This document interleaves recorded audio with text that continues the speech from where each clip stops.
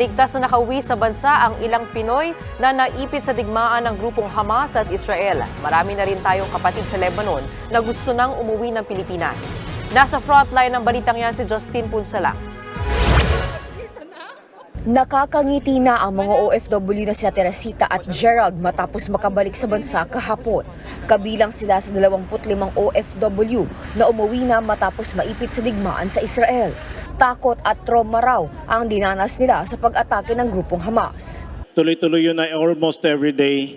Wala kaming peace of mind kasi kahit saang area ka ng Israel, from time to time, makakarinig ka ng sirena. Ang dami na nga namamatay. Nakakaawa, may mga Pilipino, may mga ibang lahi din po. May mga ibang lahi na, ayun na, nadami na nga. Kasi wala na silang pinipili, magsabata, magsamatanda. Wala na silang minasakit na nila lahat. Ito na ang ikatlong batch ng mga OFW na nakauwi mula sa Israel. Higit 100 pa raw ang nagpapatulong sa pamahalaan para makauwi. Patuloy pa rin ang pambobomba ng Israel sa Gaza Strip sa mga pinaniniwalaan nilang kuta ng Hamas. Kabilang sa mga nasa pula ang 2 mosque roon na malapit daw sa missile launch sites ng Hamas.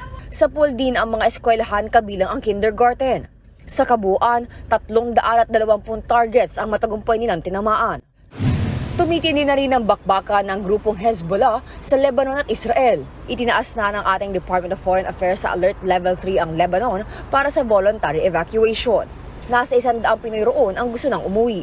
Dahil po lumalala yung sitwasyon, na inactivate na po namin yung crisis management team ng embassy at we began implementing po itong contingency plans.